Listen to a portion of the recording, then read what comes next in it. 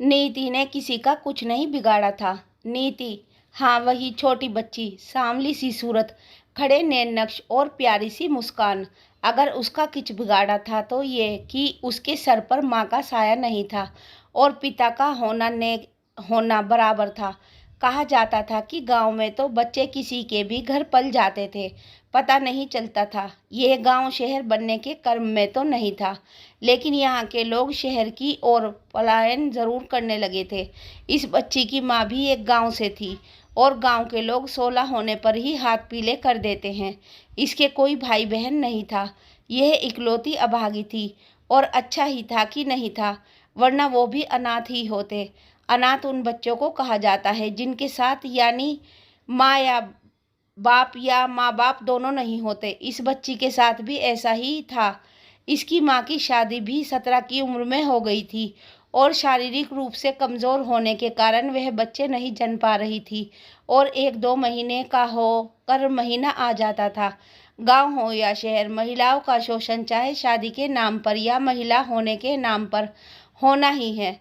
आज की स्थिति बहुत अच्छी नहीं है। इस लड़की के जन्म से पहले कोई 4 या 5 इसकी माँ का गर्भपात हो चुका था और उसके बाद उसकी माँ कुछ दिनों के लिए कहीं चली गई, क्योंकि उसे पता था कि उसका शराबी पति अपनी हवस पूरी करने के लिए उसके साथ बदसलूकी भी करेगा। वह गांव से ही कुछ दूर दूसरे गांव चली गई थी और अपने पति को कुछ नहीं बताया। उसके बाद शराबी पति ने इधर उधर गांव में उसे बदनाम करने की कोई भी कसर नहीं छोड़ी। अमूमन गांव क्या शहर में भी ये चीज़ें होती हैं। उधर उसकी माँ ने अपना पेट चलाने के लिए, और जब उसे यह आभास हो गया कि वे फिर से पेट से है, तो वे वहीं एक घर में काम करने लगी जहां उसे कुछ बेहतर खाने को मिल जाता था। जिस घर में वह काम करती थी वे लोग शहर के पढ़े लिखे लोग थे और नौकरी करते थे। उसने कुछ भी करके वहीं ठहरना ज़्यादा उचित समझा। वह घर बड़ी कड़ाई ज़रूर करता था उसके साथ, लेकिन वो सब दिल के अच्छे थे। और जब उसने उन्हें बताया कि वह पेट से है, तो उस घर की माँ, हाँ मालकिन भी, और बच्चों के बच्चों की माँ, जिनकी उम्र यही कोई 65-70 के बीच की होगी, उन्हें दया आ गई और उन्होंने उससे कहा, तू यहीं रहकर काम कर और ठीक से खा पी, लेकिन मैं तुझे पूरी पगार नहीं दूंगी, उसी में से तेरा ख्याल रखूंगी। उसने झट से हाँ कर दी। उसे पता था कि अगर उसने एक बच्चे को जन्म दे दिया तो वह माँ का सुख भोगेगी, और अगर वह लड़का हुआ तो उसके बुढ़ापे का सहारा। लालसावश बेटे का मोह क्यों होता है, शायद ये एक बेटे की माँ बनने के बाद पता चले, लेकिन उसे तो बेटी ही पैदा हुई। वह जिस घर में काम करती थी उसी घर के लोगों ने उसकी देखभाल की और उसके बच्चे की भी।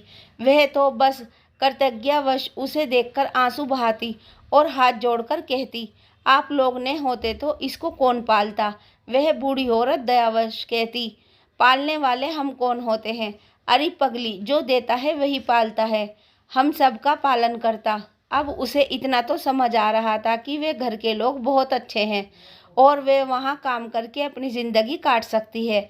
वे वहाँ सिर्फ बर्तन झाड़ू करने के साथ घर के सारे छोटे मोटे काम करती, किचन में साफ सफाई, आटा गूंदना, सब्जी काटना, और इसी के साथ वक्त भी उसकी बच्ची को पैदा हुए साल भर होने जा रहा था और उसे उस जगह काम करते 2 साल।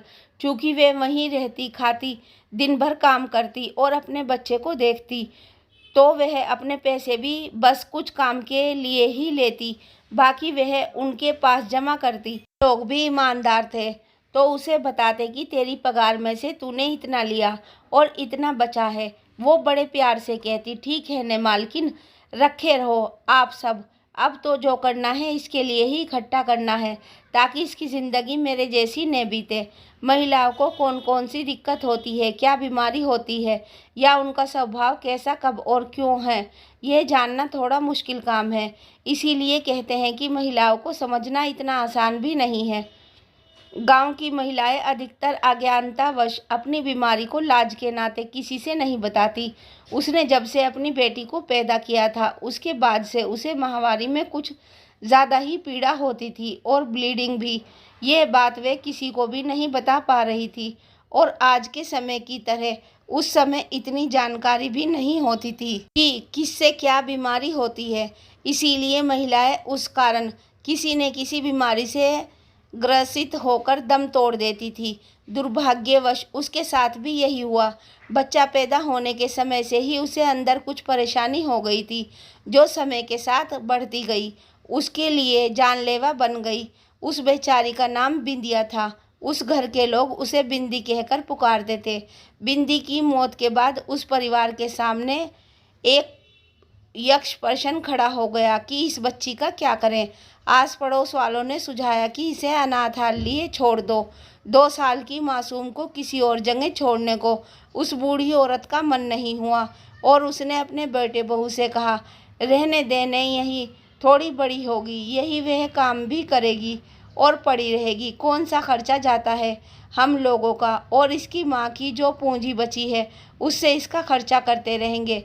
बहू के कहने पर और उसकी पढ़ाई लिखाई, उन्होंने कहा, क्या पढ़ना लिखना, अपने बच्चों की पुरानी किताबें जो हम फेंक देते हैं या उस मूंगफली वाले को दे देते हैं, इसे दे देंगे। कौन सा वह कोई अधिकारी बनने वाली है। नीति का मानकर उन लोगों ने उस बच्ची का नाम भी नीति ही रख दिया। अब सब उसे नीति कहकर बुलाते। उस घर में 2 बच्चे और भी थे, ऋषभ और तनु, जिसे वह तनु दीदी और उसकी दादी को काकी कहकर बुलाती थी। धीरे धीरे वह बच्ची बड़ी होने लगी। वह बच्ची उस घर से बहुत पैसे नहीं लेती थी, न कोई खर्च था, लेकिन फिर भी तनु की माँ यानी कि उसकी बड़ी माँ उस पर कभी प्यार लाड़ नहीं जताती और न ही उसे बच्चे की तरह मानती। अगर कोई उसका ख्याल रखता तो वो भी बच्चे की तरह, तो वो केवल उसकी काकी ही थी। अब वह धीरे धीरे बड़ी हो रही थी। उसे नहीं पता था कि अनाथ क्या होता है, लेकिन जब भी उसकी बड़ी माँ उससे किसी बात से चिढ़ती तो उसे झिड़की में एक ही शब्द सुनने को मिलता, कहती, अनाथ कहीं की। 5 साल की अवस्था में उसे 10 साल की बच्ची की झूठी प्लेट उठाना सिखा दिया गया था और खुद जो मिले वही खाकर चुपचाप सो जाना भी। धीरे धीरे बड़े होने के साथ उसकी आवश्यकताएं बढ़ रही थी। उसके पढ़ने की बारी आई तो उसे पुरानी कॉपी और किताब ही मिलनी थी। कभी कभी बच्चे इतने संतोषी होते हैं कि उनके लिए नया और पुराना कोई मायने नहीं रखता। उसके लिए नए कपड़े मतलब खरीद कर आना नहीं था। खरीद कर कपड़े सिर्फ तनु दीदी के लिए आते और तनु के कपड़े उसके लिए नए कपड़े हो जाते। जब उसका पास के सरकारी स्कूल में नाम लिखाना हुआ तो वो काकी के कहने पर नानुकर के साथ उसका दूसरे दर्जे में नाम लिखा दिया गया। उसके लिए स्कूल जाने का मतलब सिर्फ स्कूल था, क्या कॉन्वेंट और क्या सरकारी। ड्रेस के साथ भी कुछ ऐसा ही था।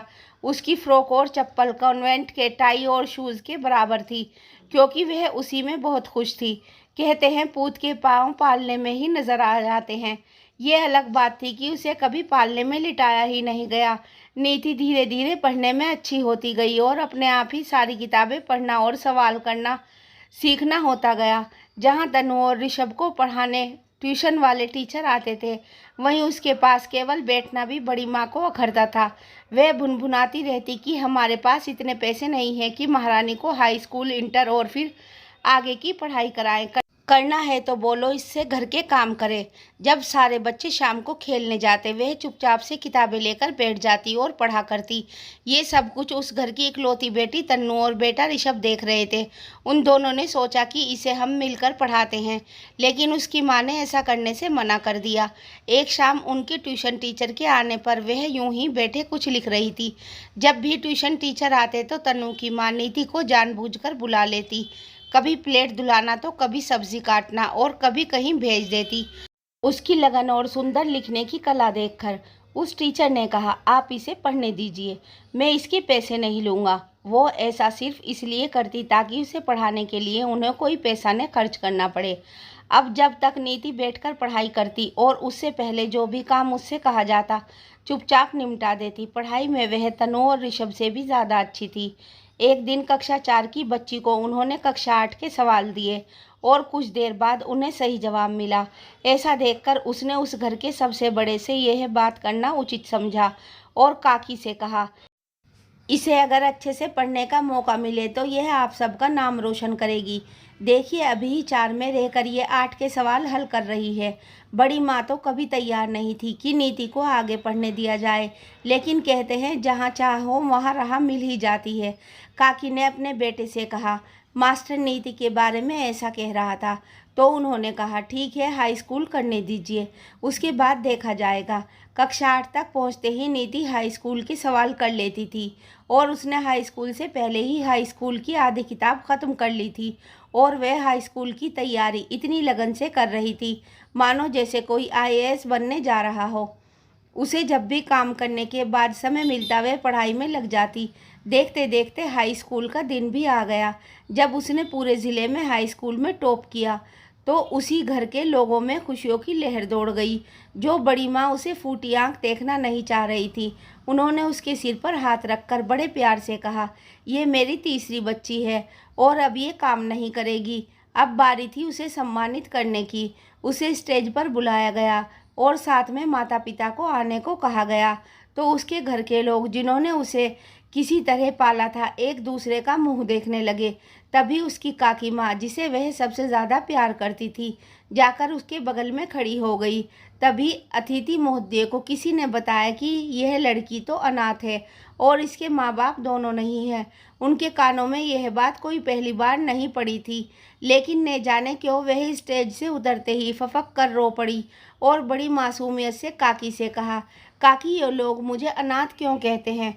आप होने मेरे पास। यह सुनकर पास खड़ी बड़ी माँ की आंखों में आंसू आ गए और उन्होंने उसे गले लगाकर कहा, कौन कहता है तू अनाथ है? तू तो हम सबकी प्यारी बेटी है। बच्चों का मन बहुत मासूम होता है। वो जो सोचते हैं या जो उन्हें बुरा लगता है वह वो किसी से नहीं कहते, लेकिन अक्सर तस्वीरों में उन्हें उकेरना या कुछ धुंधली सी तस्वीर आधी अधूरी सी पूरी बनाकर छोड़ना उनके अंतर्मन को दर्शाता है। नीति जिस तरह पढ़ने में अच्छी थी और अब तो उसे अपनी पढ़ाई के लिए स्कॉलरशिप भी मिलने लगी थी, उसी तरह वो अपने अंतर्मन की स्थिति को कलाकारों की तरह पन्नों पर बड़ी शिद्दत से चित्र के माध्यम से उकेरती थी। जब जब भी अनाथ शब्द उसके मन को चोटिल करता, वह उसे किसी न किसी चित्र के माध्यम से कागज़ पर उकेरती और नीचे अनाथ कहीं की लिखकर एक लाइन खींचकर छोड़ देती। उसकी कला यही कापियों के पन्नों में दबकर रह जाती। अगर तनु और ऋषभ ने उसे देखने लिया होता, नियति की बनाई तस्वीरों की गंभीरता को एक तस्वीर की रचना मात्र से समझ सकते हैं कि एक तस्वीर में उसने चांद को माँ का चेहरा बनाकर बिंदी लगा दी और सामने बैठी एक बच्ची के कटोरे में पानी है और उसमें चांद की बनने वाली आकृति की आंखों से आंसू गिर रहे हैं। तनु ने ही उसकी बनाई पिक्चर को क्लिक करके मोबाइल से किसी साइट पर अपलोड कर दिया था। उसने देखा कुछ ही दिनों में उसे लाइक्स और कमेंट और तो और एक जगह से तो एग्जीबिशन लगाने का भी आमंत्रण आ गया था। अभी तक नीति को हाई स्कूल में टॉप करने की वजह से हर किसी की नज़र में सम्मान मिलने लगा था और उस पर खर्च करने वाले पैसों की भी चिंता नहीं रह गई थी। पर अब तो उसे लोग उसकी कला के लिए भी जानने लगे थे। उसकी बनाई हर तस्वीर अब उसकी आप बीती जिंदगी और अनाथ शब्द के प्रति उसके घाव को बड़े कायदे से बयान कर रहा था। उसकी तस्वीर कहीं न कहीं हर बार अनाथ शब्द से लगे उसके घाव को प्रदर्शित कर रही थी। अब उसके पास कुछ पैसे आने लगे थे उसकी बनाई पेंटिंग से लगने वाले एग्जीबिशन से, लेकिन उसे पढ़ना और संघर्ष करना अब और भी पक्का कर दिया था। इधर उसकी कला को सम्मान मिलने के कारण और ज़्यादा लोग उसे जानने लगे थे, लेकिन उसका उद्देश्य कुछ छोटा नहीं था। उसे तो सच में आईएएस ही बनना था। वह बड़ी तल्लीनता के साथ पढ़ाई करती रही। एक दिन कड़ाके की ठंड में नीति किचन में उसी पतले से गद्दे पर एक चादर के साथ पढ़ाई करते करते सो गई। भोर हो चुकी थी और वह बिल्कुल सुकड़ सी गई थी। बड़ी माँ ने जब देखा कि किचन की लाइट जल रही है तो उन्होंने जाकर देखा नीति एक पतली सी चादर में सुकड़ी पड़ी है और उसकी नोटबुक खुली पड़ी है। जैसे ही उन्होंने ग्लानिवश उसके माथे पर हाथ फेरा, उन्होंने देखा उसका बदन तेज बुखार से तप रहा है और वह बेहोश है। उन्होंने झट से अपने पति को बुलाया और कहा, इसे अंदर वाले कमरे में ले चलिए और आज से नीति वहीं रहेगी। तनु के पिता ने देखा कि उसकी पत्नी की आंख से आंसू बह रहे हैं और चेहरे पर ग्लानि का भाव साफ दिख रहा है और साथ ही इस बात की चिंता भी कि वे जल्दी से ठीक हो जाए। उन्होंने मुड़कर कहा, तुमने ही तो बचपन से इसे कभी बच्चा नहीं समझा, वही तुम्हें बड़ी माँ कहकर बुलाती रही। अब बड़ी माँ के कर्मों की ग्लानि कुछ ज़्यादा ही भावुक होकर बहने लगी और वह ज़ोर ज़ोर से रोने लगी। जब काकी बाहर आई तो उनके पूछने पर वह उनके सीने से लगकर रोने लगी और कहने लगी, माँ मुझे माफ़ कर दीजिए, मैंने नीति के साथ बहुत बुरा बर्ताव किया है, भगवान भी मुझे कभी माफ़ नहीं करेंगे इसके लिए। काकी के पूछने पर उन्होंने कहा, नीति को बहुत तेज़ बुखार है, वह रात भर सिर्फ एक चादर में सुकड़ी पड़ी थी। तुझे आज एहसास हो गया अपनी गलतियों का, यही बहुत बड़ी बात है। अब तू आगे से खुद ही इसका ध्यान रखेगी। इधर डॉक्टर को दिखाने के बाद पता चला कि नीति को टाइफाइड हो गया है और अगर थोड़ी भी लापरवाही हुई तो उसे डबल निमोनिया हो सकता है। डॉक्टर के जाने के बाद काकी से पहले बड़ी माँ ही बोल पड़ी, कुछ नहीं होगा उसे, आज से हम सब एक साथ मिलकर नीति का ख्याल रखेंगे। इस बार उसके पति उसे देखकर मुस्कुरा दिए। अब नीति दवा और अपनों के अपनेपन के कारण कुछ जल्दी ही ठीक होने लगी थी। 4 दिन बेड पर रहने के बाद ही जैसे ही नीति किचन में बर्तन धुलने लगी, उसकी बड़ी माँ ने कहा, यह क्या कर रही है नीति, तुझे किसने कहा उस कमरे से निकलने को। नीति ने अपना सारा सामान और बिछौना बिलाकर फिर से किचन में एक कोने में जमा लिया था। यह सब देखकर बड़ी माँ ने कहा, यह क्या है, वो तेरा कमरा है और अब से तू वहीं रहेगी, वहीं सोएगी और वहीं पढ़ेगी भी। नीति को अपनी बड़ी माँ का बदला हुआ रूप देखकर यकीन नहीं हो रहा था कि वो उससे यह सब क्यों कह रही हैं। उसने बड़ी मासूमियत से कहा, पर बड़ी माँ वो जब कोई आएगा तो बड़ी माँ ने कहा, आएगा तो बाहर वाले कमरे में रुक जाएगा और कौन सा रोज़ कोई आता ही है, और तू जा आराम कर। लेकिन बड़ी माँ बर्तन तो धुल लेने दो। इस पर बड़ी माँ ने लाड़ से डांटते हुए कहा, तू कितना सवाल करती है, अब जा, मैं धुल लूँगी इन्हें। नीति बिना कुछ आगे बोले अपना सामान उठाकर रूम में जमाने चली गई। उसे अब एक रूम मिल गया था जहां अब वह चाहती पढ़ती और जब चाहती अपनी कल्पनाओं के चित्र में रंग भरती। धीरे धीरे नीति अपनी पढ़ाई को लेकर गंभीर होती गई। अब घर के बड़े आपस में बातें करते कि अगर हमने उसे किसी अनाथालय में छोड़ दिया होता तो न जाने क्या होता इस बेचारी का, और हमारे घर भी इतना बड़ा सम्मान नहीं आता। नीति ने इंटर के लिए भी जी तोड़ मेहनत करी और परिणाम सबके सामने, वे फिर से सरकारी स्कूल से ही इंटर भी टॉप कर चुकी थी।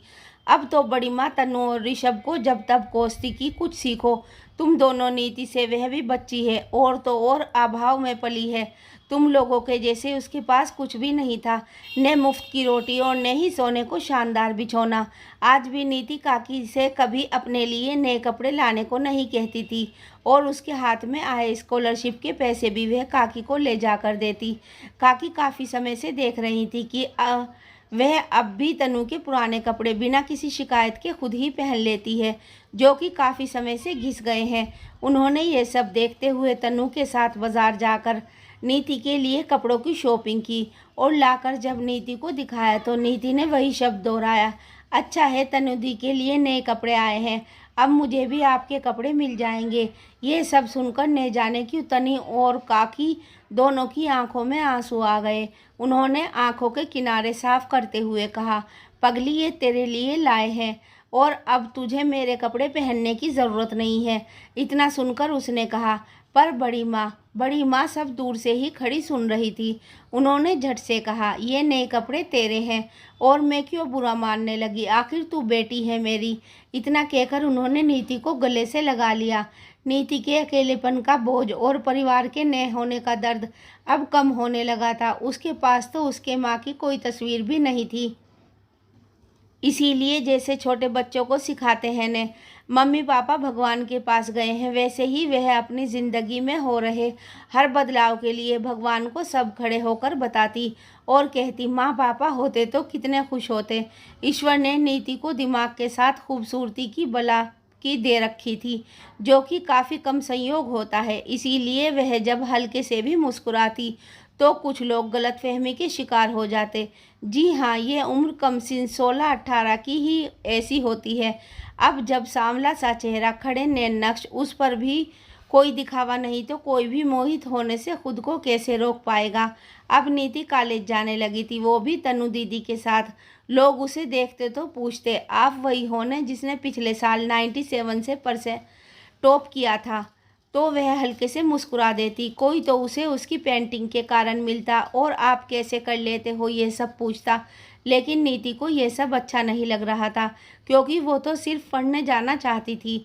इधर तनु नीति के फेमस होने के किस्से रोज़ घर आकर सबको सुनाती और कभी कभी मज़े लेती कि माँ वो नीति ने उसे देखकर ब्लश कर रही थी।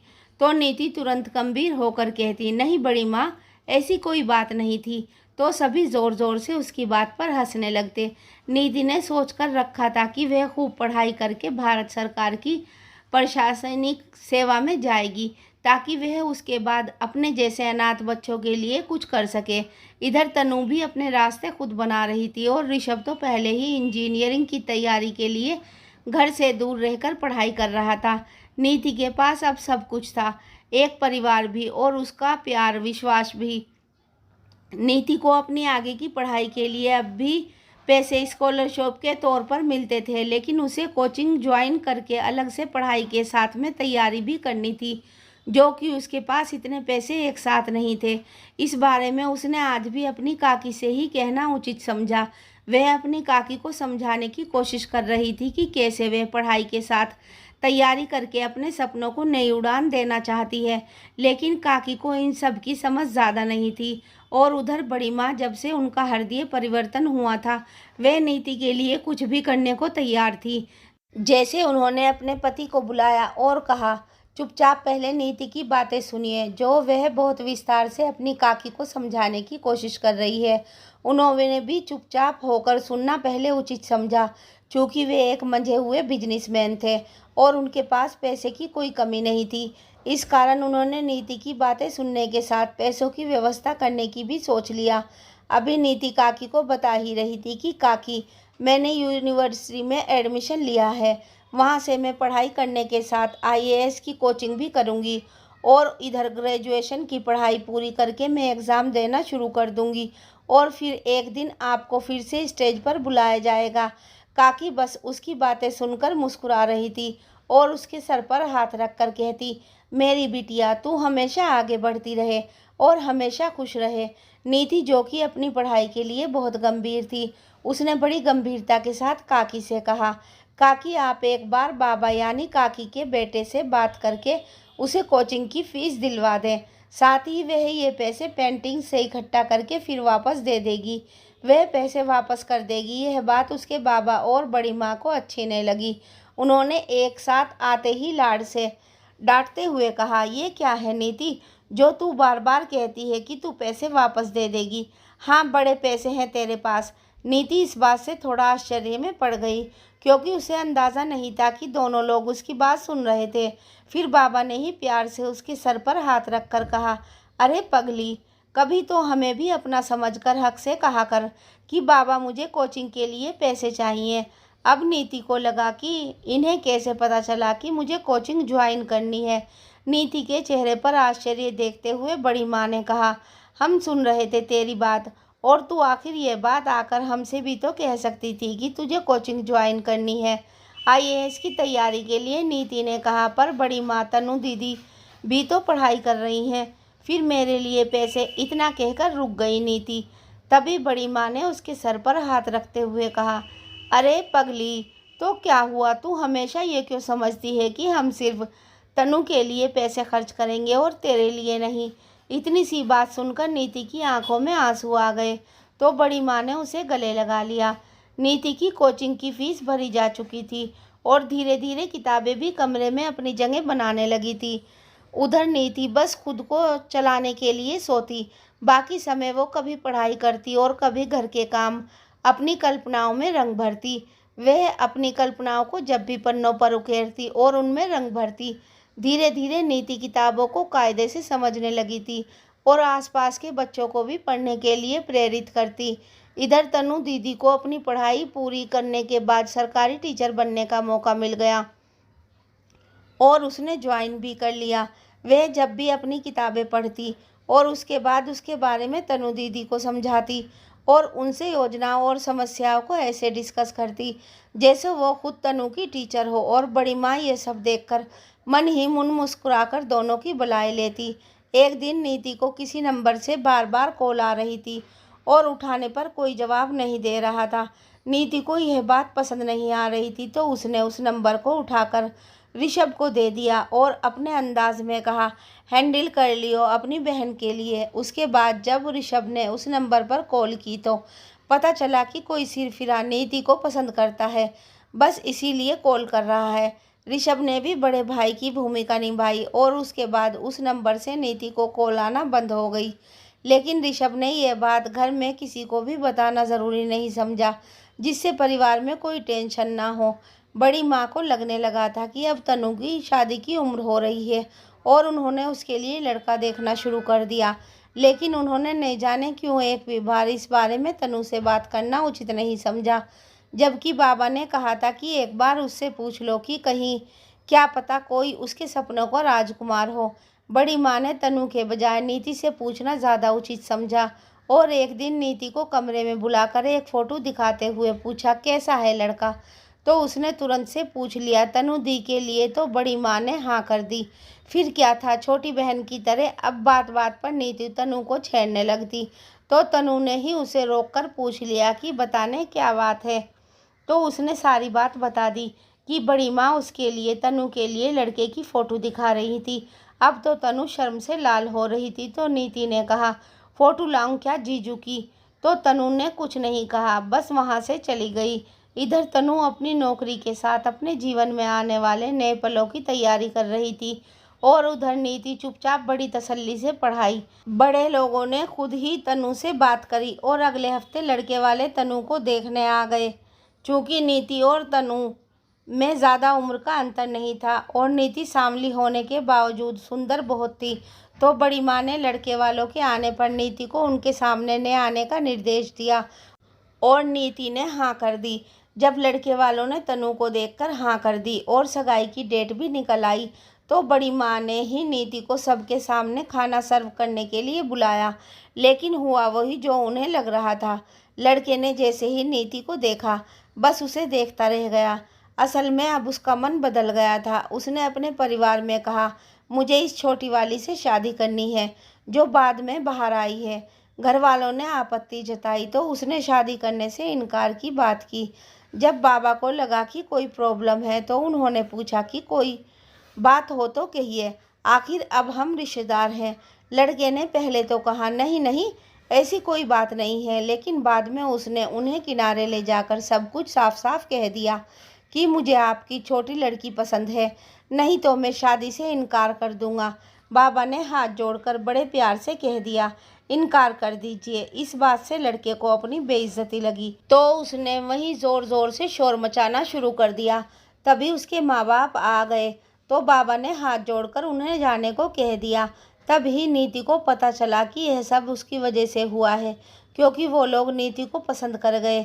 नीति को बुरा लग रहा तो बाबा ने उसे बुलाकर कहा, बेटा इसमें बुरा लगना नहीं चाहिए, ये लोग हम लोगों के लायक नहीं थे।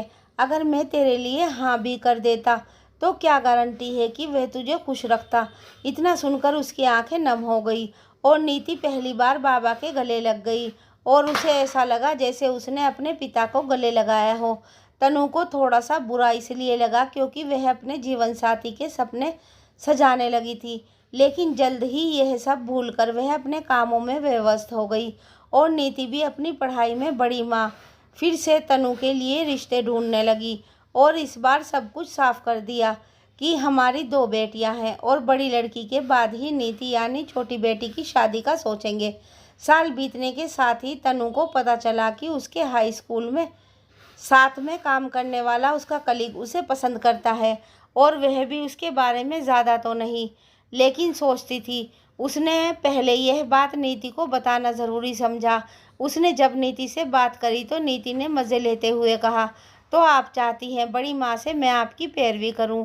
तो तनु ने उसे सर पर मारते हुए कहा, जा, मैं नहीं बोलती तुझसे। उधर जैसे ही तनु पलटी वह अपनी माँ से टकरा गई तो उन्होंने ही पूछ लिया कि क्या बात है, मुझे नहीं बताएगी। तो नीति ने ही बड़ी माँ को सारी बात बता दी और साथ में ये भी जोड़ दिया कि दीदी भी रेडी है और भागने लगी है। तो तनु ने नीति को मारने के लिए दौड़ा लिया।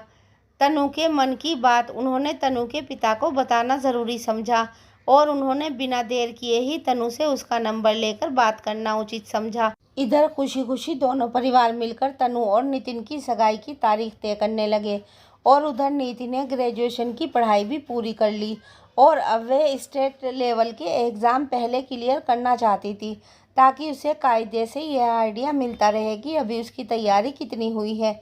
जिस दिन तनु की सगाई थी उसी दिन नीति का पहला एग्ज़ाम पड़ गया जिसके लिए उसने तैयारी भी करी थी, लेकिन वह अपने घर में कह नहीं पा रही थी कि उसे जाना है। उसे उदास देखकर तनु ने ही पूछ लिया, क्या बात है नीति? तो उसने उदासी के साथ तनु के गले लगकर उसे सारी बात बताई। जिस दिन उसकी सगाई है उसी दिन उसका पहला एग्ज़ाम है। तो तनु ने उसे दूर करते हुए कहा, तो इसमें इतना सोचना क्या है, सगाई तो रात को है और एग्ज़ाम दिन में। तू जा, मैं तेरे आने तक इंतज़ार कर लूँगी, पर जब तक तू नहीं आएगी मैं सगाई नहीं करूँगी। नीति ने लव यू दी कहते हुए उसे खुशी से गले लगाया और एग्ज़ाम देने जाने की तैयारी करने चली गई। नीति का एग्ज़ाम दिल्ली में पड़ा था और वह दिल्ली पहली बार गई थी, लेकिन उसकी जानकारी अच्छी होने के कारण उसके लिए कहीं भी जाना आसान था। एक दिन पहले निकलकर वह दिल्ली पहुंची और पेपर सेंटर पर पहुंचकर फॉर्मेलिटी करने के बाद वह एग्ज़ाम देने लगी और पेपर ख़त्म होते ही फिर भी भागकर घर पहुंचने के लिए ट्रेन पकड़ी। तनु की सगाई की सारी तैयारी होने तक उसके पिता ने कई बार पूछा कि नीति कहाँ है, तो उसने सबसे बाद में बताया कि उसका आज ही स्टेट वाला पेपर पड़ गया था, पर वो जाना नहीं चाहती थी। मैंने ही उसे भेज दिया। घर में सबको पता चला कि नीति समय पर नहीं पहुंच पाएगी और इस बात से तनु उदास हो गई। उसने अपने पिता से कहा, मेरी ही बेवकूफ़ी की वजह से वो यहाँ नहीं है। और अब जैसे ही उन्होंने कहा वो ऑनलाइन हम लोगों के साथ सगाई अटेंड करेगी और इतना कहते ही नीति की कॉल आ जाती है। नीति को पता था कि वह नहीं पहुंच पाएगी, तो उसने अपनी बहन से कहा, मूड ऑफ करने की ज़रूरत नहीं है, मैं हूँ आपके पास, यहीं से ऑनलाइन देखती रहूँगी। शाम को सारी तैयारी हो गई और मेहमान भी आना शुरू हो गए। अब घर में सिर्फ नीति को छोड़कर सभी थे और तनु को बिना नीति के ही सगाई के लिए स्टेज पर जाना पड़ा। कुछ ही देर में नितिन और तनु की सगाई हो गई और सभी मेहमानों ने उन्हें बधाई दी, लेकिन तनु को पहली बार नीति की कमी खल रही थी। इधर नीति भी सगाई में न जा पाने के कारण उदास थी। तभी नीति के नंबर पर एक अननोन नंबर से कॉल आती है। कॉल उठाने पर नीति को एक अननोन आवाज़ में आई लव यू सुनने को मिलता है। नीति, हेलो व्हाट, कौन बोल रहा है कहकर नीति उधर से जवाब आने का इंतज़ार करती है और उसे लगता है किसी ने गलत नंबर पर ये शब्द कहे हैं। वह दोबारा हेलो कहती है तो उधर से फिर वही शब्द सुनकर वह चिढ़ जाती है। उसने कहा, कोई और काम नहीं है, हो कौन तुम, सीधा सीधा बोलो, बात किससे करनी है। फ़ोन कट जाता है और वह फिर से तनु के बारे में सोचने लगती है। इस कॉल के बारे में वह किसी को बता नहीं पाती है और न ही उसे इतना सीरियस लेती है। घर पहुंचकर नीति सबसे पहले तनु को पीछे से गले लगाते हुए कसकर पकड़ लेती है और बच्चों की आवाज़ में सॉरी बोलती है। तनु कहती है, सॉरी तू क्यों बोल रही है, मैंने ही नहीं सोचा कि तू शाम तक नहीं पहुंच पाएगी। और तेरा पेपर कैसा रहा? जवाब में नीति, कुछ खास नहीं, पता नहीं क्या होगा। नीति के आने से घर में फिर रौनक और चहल पहल आ जाती है। क्या नीति अपने अनाथ होने का सच सबको बता पाई? क्या नीति आईएएस ऑफिसर बन पाई? यह सब जानने के लिए देखें इसका नेक्स्ट पार्ट। फ्रेंड्स, वीडियो कैसी लगी कमेंट करके ज़रूर बताइएगा और हमारी वीडियो अच्छी लगी तो प्लीज़ लाइक शेयर और चैनल को सब्सक्राइब करना मत भूलिएगा।